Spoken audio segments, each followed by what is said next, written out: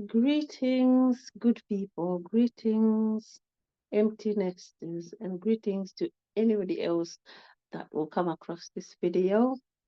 It's the fourth video on the series Building Awareness on Loneliness. And I'm mainly focusing on loneliness being a ripple effect of empty nesting. Obviously, loneliness affects many different people in many different ways for many different reasons. But our motivation for this platform is tackling empty nesting and all the negative impact it has on people. And loneliness is one of them. So, continuing with our discussion or our information sharing about loneliness. Today, I'm going to talk about journaling. Journaling for loneliness. To make it easier, because I'm trying to make sure these videos are not so long, I'm going to read a little bit about journaling for loneliness. So, writing about your loneliness can separate it from who you are as a person, as an individual, which gives you more power back and may make it easier for you to deal with loneliness. Journaling is a useful writing tool we can use to help build a sense of connection with ourselves and the world around us. It can also be a powerful tool for self-reflection and self-discovery. Journaling can be in many different ways. You can write about your day, you can write your feelings, you can write about your thoughts and your experiences.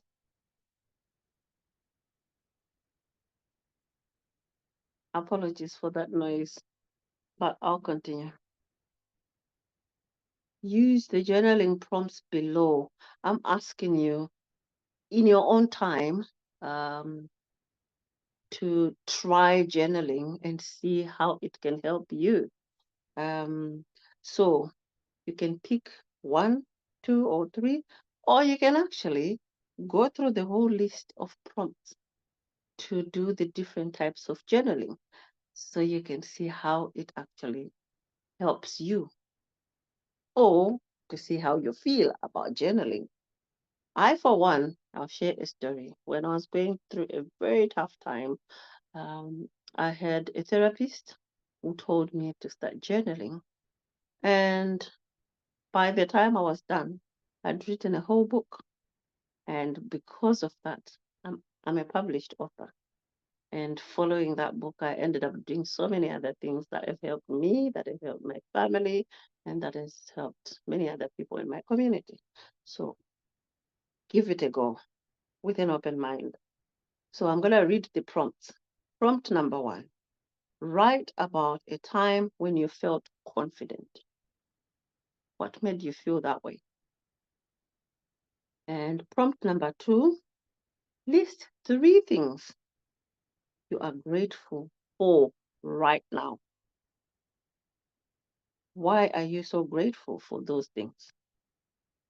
Number 3, write about a time when you made a positive impact on someone's life. Number 4, imagine a world without loneliness. Wow, what would that look like? Number 5, if you could have any superpower, what would it be and why? Number 6, list 5 things that bring you joy. Who is someone you admire and why? So think of 5 things. It could be a person that brings you joy and tell us why. What? Oh, number 7. What are some things you've learned in your life that you would like to pass down to future generations? So life gives you very useful lessons, the silver linings that I talked about in the first video. Would you like to share that with somebody? Would you like to share that with a group of people? Would you like to share that with society? If you benefited, chances are someone else will benefit from them. Number 8, list 3 things you've accomplished that you are proud of.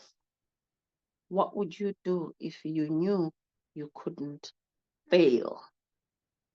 The fact that you accomplished these 3 things means you can accomplish a whole lot more. So, if you confidently knew that you couldn't fail, what would you do? Number 8, list, sorry, write about a time when you felt appreciated. What happened and how did it make you feel? And the last one, what is something you're looking forward to in the future? If the future is difficult for you to picture right now, maybe write about what is something you are looking forward to today. The prompts are trying to get you to think about the positive things in your life so you can divert from the negative things. So think about it, write about it, and it might come useful for you, it might come useful for somebody you will share it with. As Empty Nesters Creed, in one of our meetings, I would very much like for us to share what we wrote down.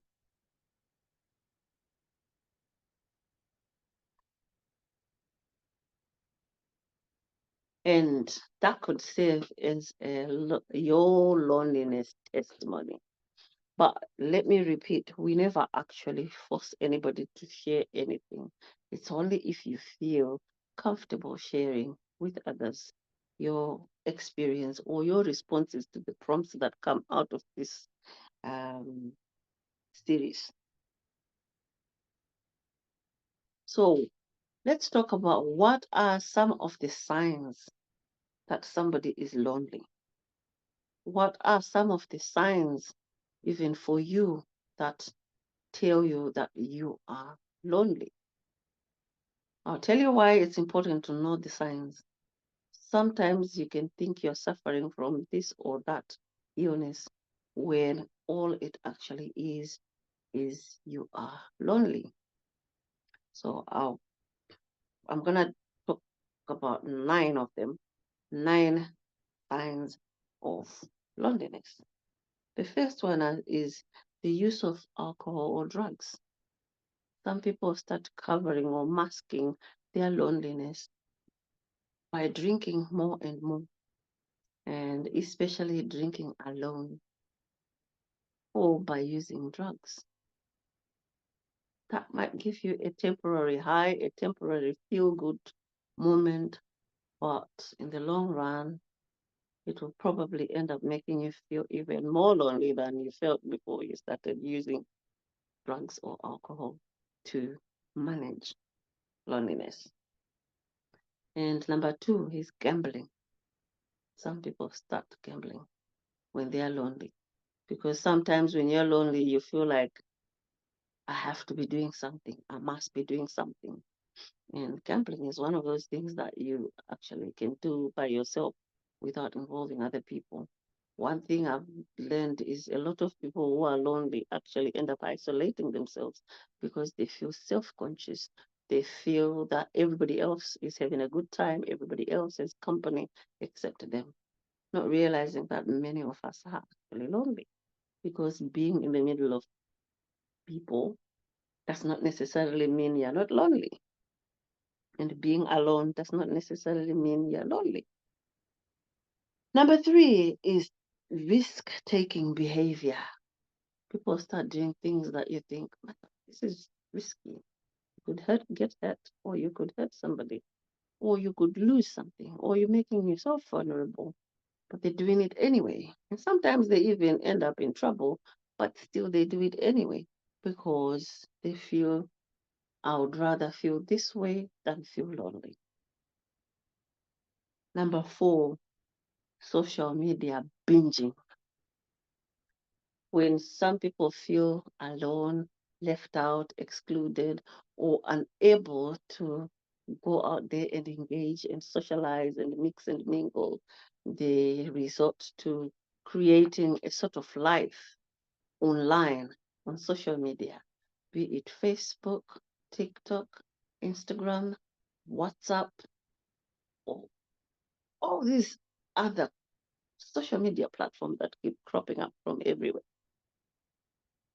That could be a temporary solution, but it also comes with its own risks. A lot of people are very able to notice somebody who is vulnerable, and you could be taken advantage of online, just as you could be taken advantage of out there. Number 5, being distant. A lot of people, once they start feeling lonely, once they start feeling isolated, they start feeling not wanted.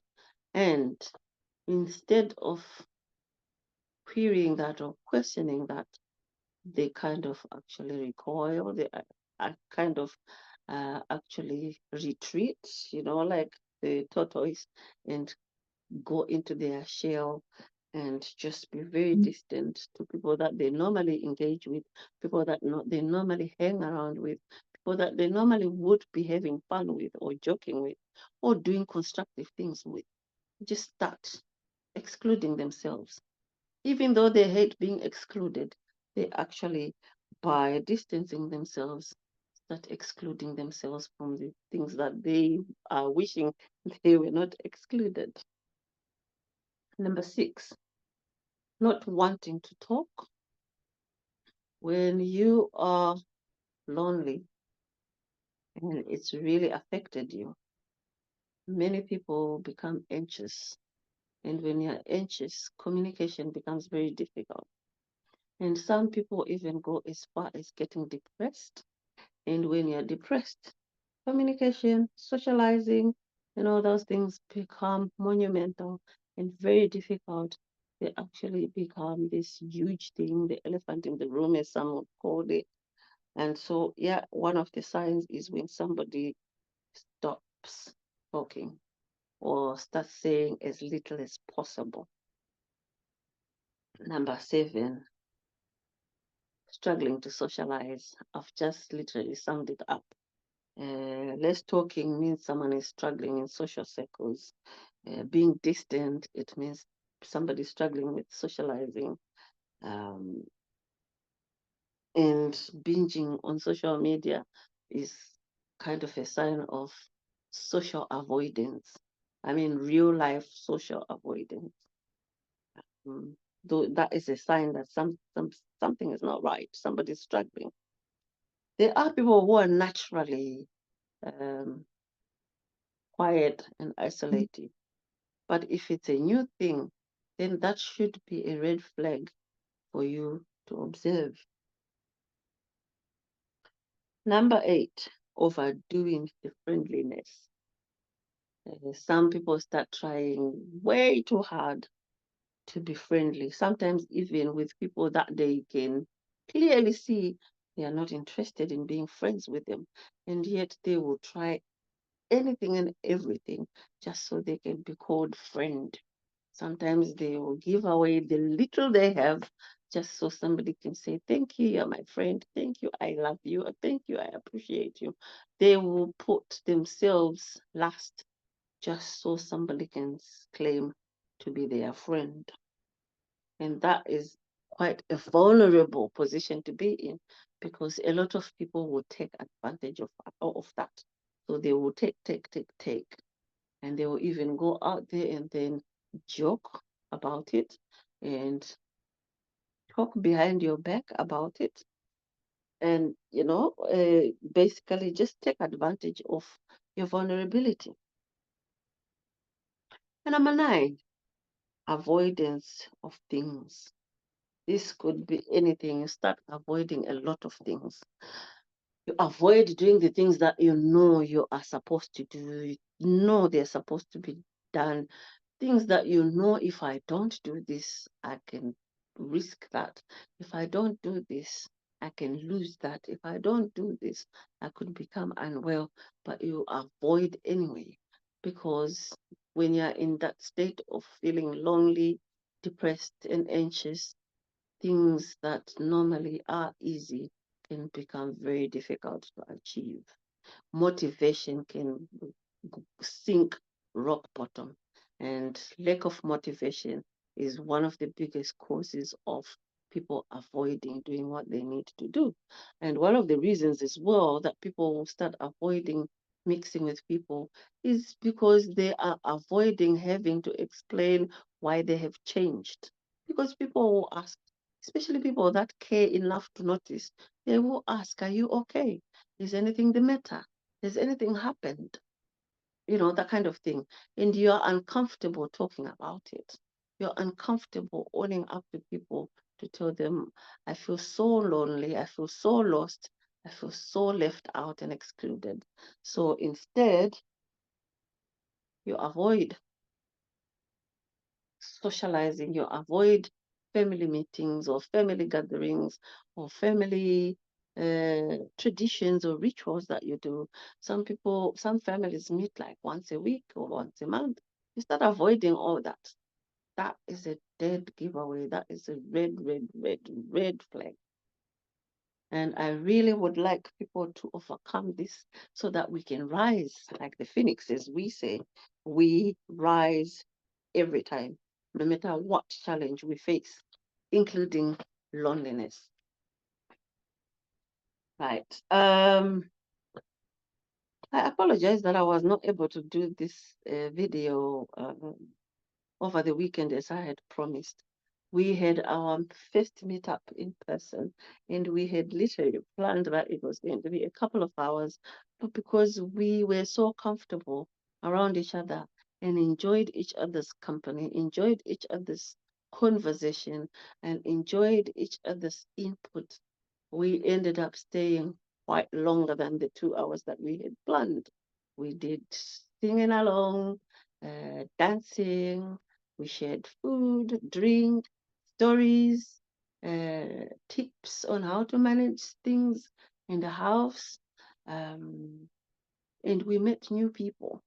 So, yeah, time-wise, I was not able to do the video then, but there you go. The next session is session 5 on loneliness, which is tomorrow.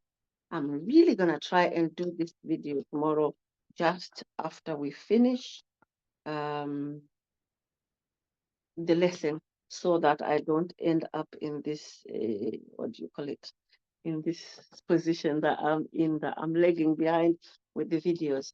But I hope what we have shared today has meant something to you, and I hope you're going to engage with the journaling using those prompts that I shared, and hopefully it will make a positive difference in your life, or it will make a positive difference in somebody's life that you know that is experiencing loneliness, isolation, and exclusion.